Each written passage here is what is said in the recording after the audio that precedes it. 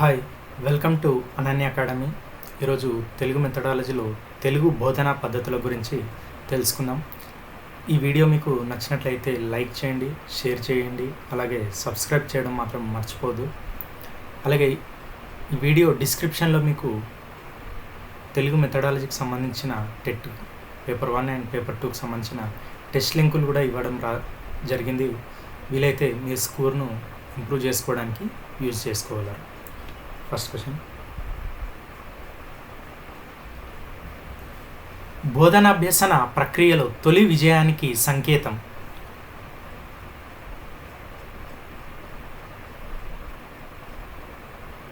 శీర్షిక ప్రకటన. తెలుగు వ్యాసానికి మార్గదర్శకుడు ఈ క్రింది వారిలో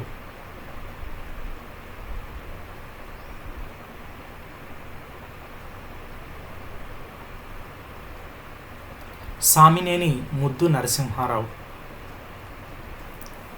ఉన్నత దశలో ఎలాంటి పద్యాంశాలు బోధించాలి?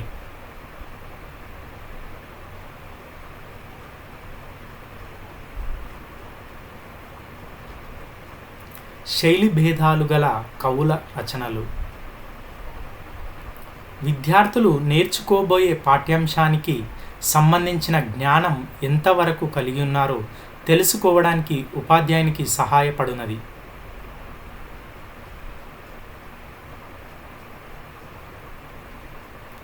పూర్వజ్ఞాన పరిశీలన. ఉపవాచకానికి గల ఇతర పేర్లు ఏవి?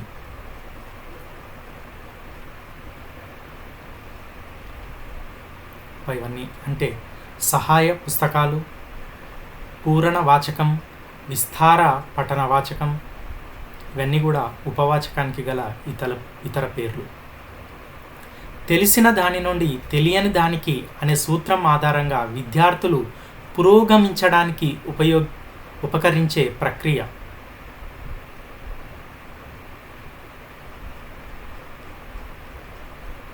పూర్వజ్ఞాన పరిశీలన.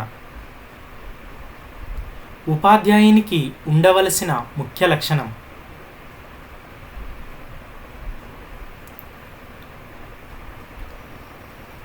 రసాస్వాదన శక్తి. గ్రామర్ అనే పదం గ్రీకు భాషలోని ఏ పదం నుండి వచ్చింది?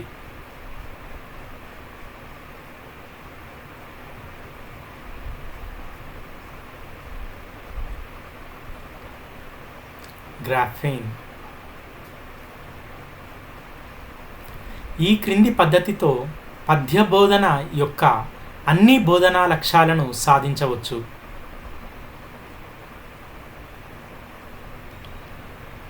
చర్చా పద్ధతి. కవిత్వానికి ఏ శక్తి ప్రధానంగా ఉండాలి?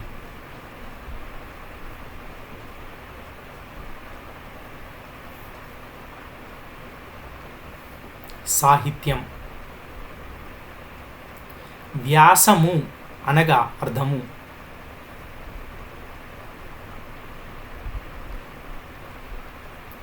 విభాగము.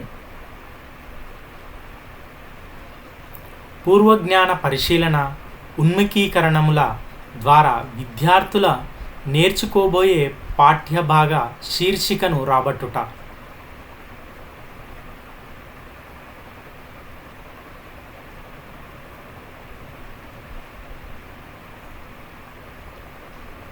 శీర్షిక ప్రకటన.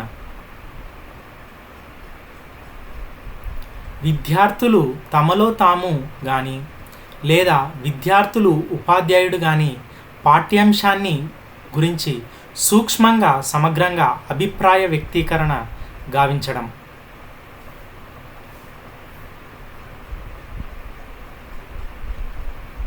చర్చా పద్ధతి. పఠన పద్ధతి ఉద్దేశం.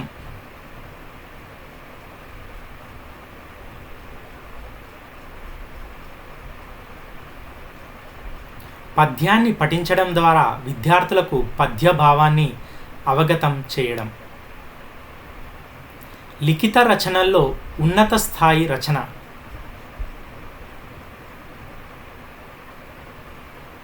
వ్యాసరచన.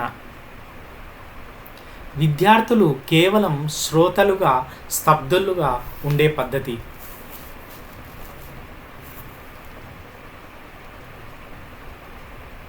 ప్రతిపదార్థ పద్ధతి. పద్యభావాన్ని సంపూర్ణ అవగాహన చేసుకొని అందలి సౌందర్యంను గ్రహించగలిగే పద్ధతి.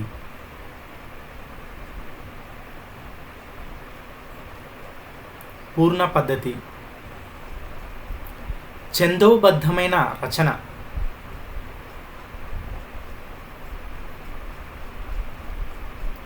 కావ్యం మరియు పద్యం. భావావిష్ణుడైన కవి నోటి నుండి వెలువడే లయానిత్వమైన భాషనేమంటారు? ఇవన్నీ అంటే పదాలు, వాక్యాలు, ఛందస్సు. నేటి కాలానికి అనుసరణీయమైనది కాని పద్ధతి.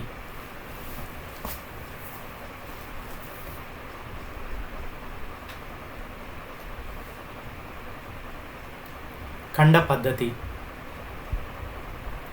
ప్రాచీనమైన పద్ధతి.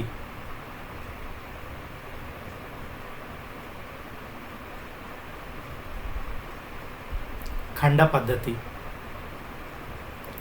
చర్చా పద్ధతి ఏ దశలోని వారికి అనుకూలం?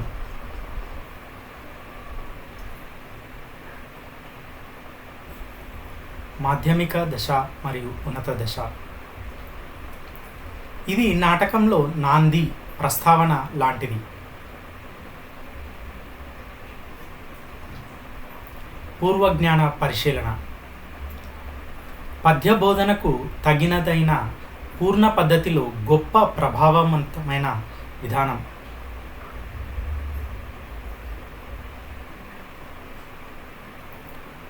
ప్రశంసనా పద్ధతి. ఖండ పద్ధతికి భిన్నమైన పద్ధతి.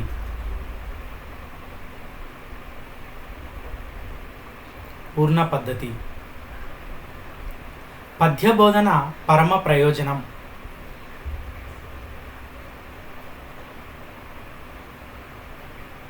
రసానుభూతి. 2-3 పద్యాలు ఒక ప్రమాణంగా సింగిల్ యూనిట్ గ్రహించి స్థూల భావాన్ని తెలిపిన తర్వాత విద్యార్థులు ఆ భావాన్ని గ్రహించడానికి ఏమి చేయాలి?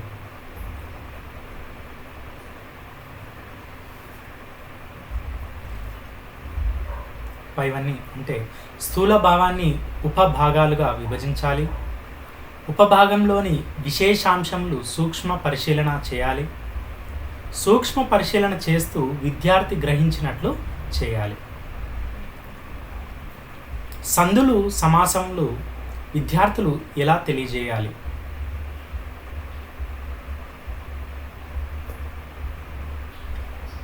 ఉదాహరణ పద్ధతి ద్వారా అంటే ఉదాహరణ సహితంగా బోధించాలి. వ్యాసం యొక్క లక్షణం క్రింది దానిలో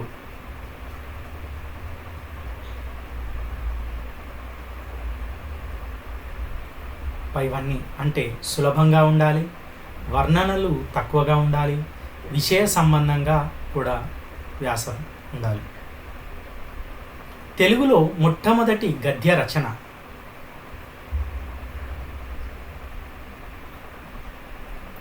దశకుమార చరిత్ర. థ్యాంక్స్ ఫర్ వాచింగ్ అండి. ఈ వీడియో మీకు నచ్చినట్లయితే లైక్ చేయండి, షేర్ చేయండి, అలాగే సబ్స్క్రైబ్ చేయడం మాత్రం మర్చిపోవద్దు. అలాగే ఈ వీడియో డిస్క్రిప్షన్లో మీకు టెస్ట్ లింకులు కూడా ఇవ్వడం జరిగింది. వీలైతే టెస్ట్లు రాసుకొని మీ స్కోర్ను ఇంప్రూవ్ చేసుకోగలరు. Thanks for watching.